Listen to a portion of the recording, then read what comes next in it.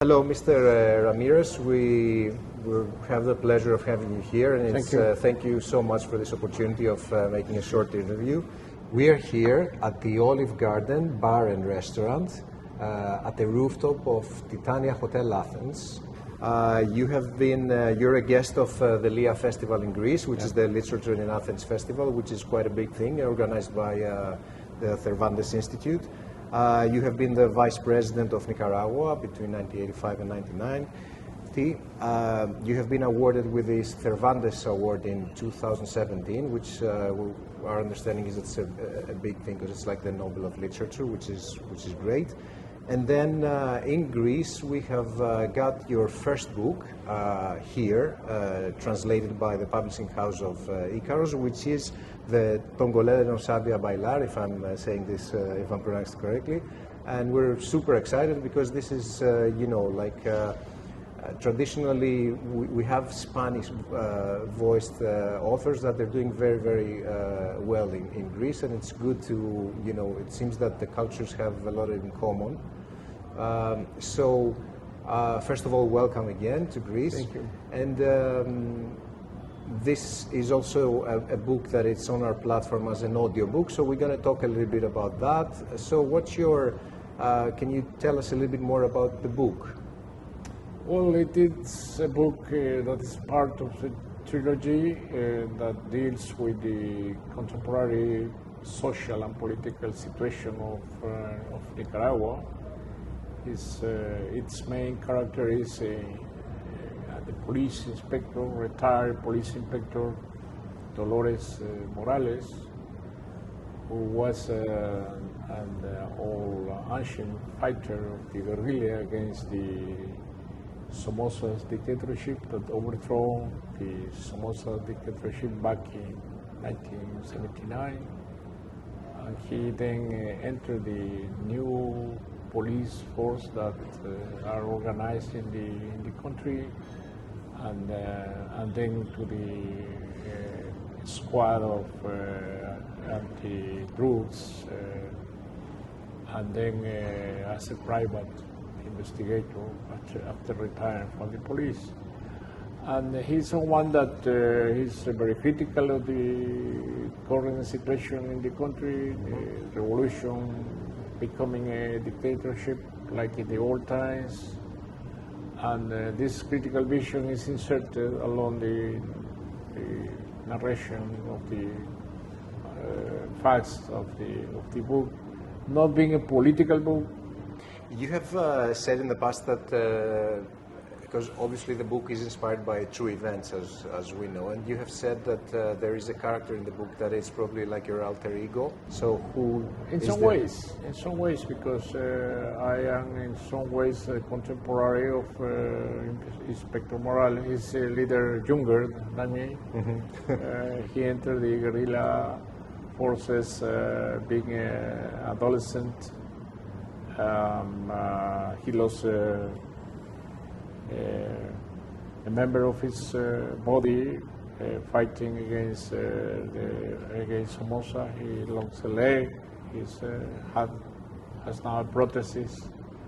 You have also said in the past that your country has been, and in general Latin American countries are being governed a little bit by almost like witchcraft, like superstition. Is this a common theme?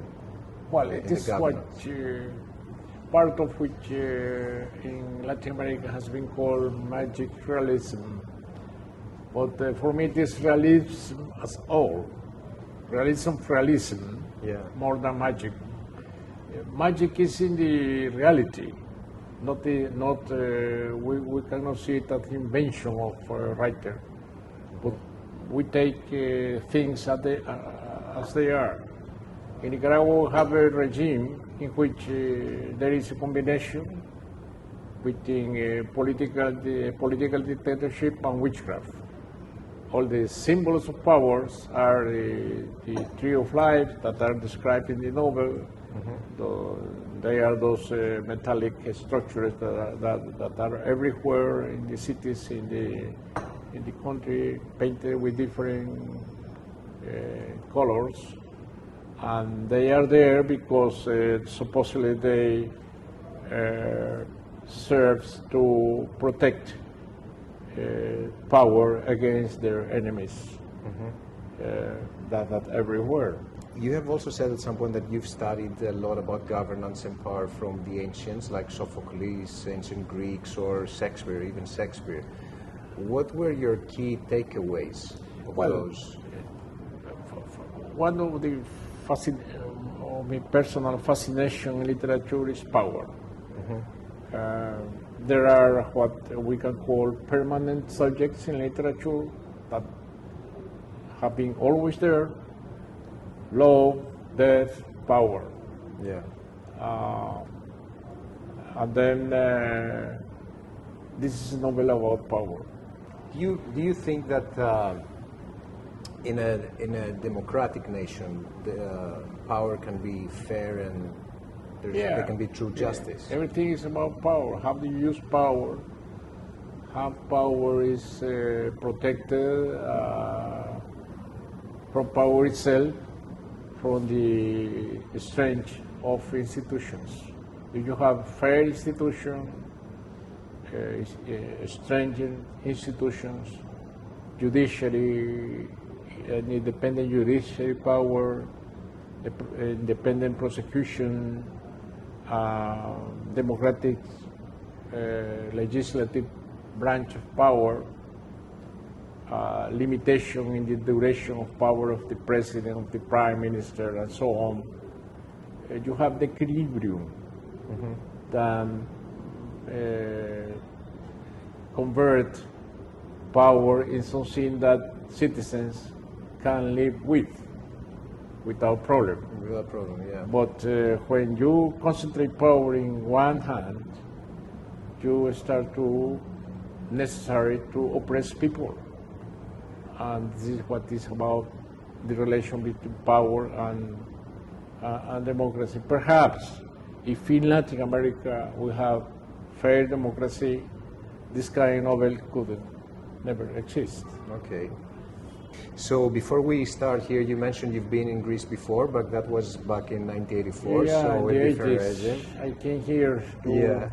So how do you see the countries? We are currently in election phase. You probably know that. So we're having the second election coming up. I know, next Sunday, yes. Exactly. So how do you see the transformation of Greece through the years now that you're back here? And do you have any advice for the Greek politicians? It is the birthplace of democracy. Yeah, it is, and that's Acropolis there.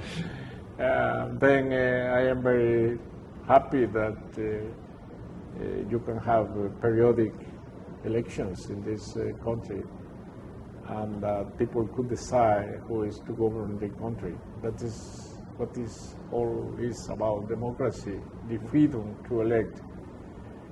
You always will have in contest in a democratic system, left, right, center. Yeah. But it is up to the electors to decide who is going to govern the country. It is normally a democracy. I would like to have a similar system in my country. So going back to the book, how do you feel about audiobooks? Like, do you know audiobooks? Are you familiar with the concept, and how do you feel about them? I like books read by actors because they put something special for me in the voices, in the intonation of the voices, in the dramatism of the voices, because I think that good reading is very close to theater. I love theater. Yes. Okay. And then we got a good actor reading my book. It is a great thing for me. I would like to understand Greek to hear this book of mine written in Greek. Yeah. Thank you very much, Oli, that I am very satisfied to come again, to return to this country I admire, and I hope that I could keep coming in the future. Thank you very much. All right. Thank you very much for this Thank you. interview. Thanks a lot.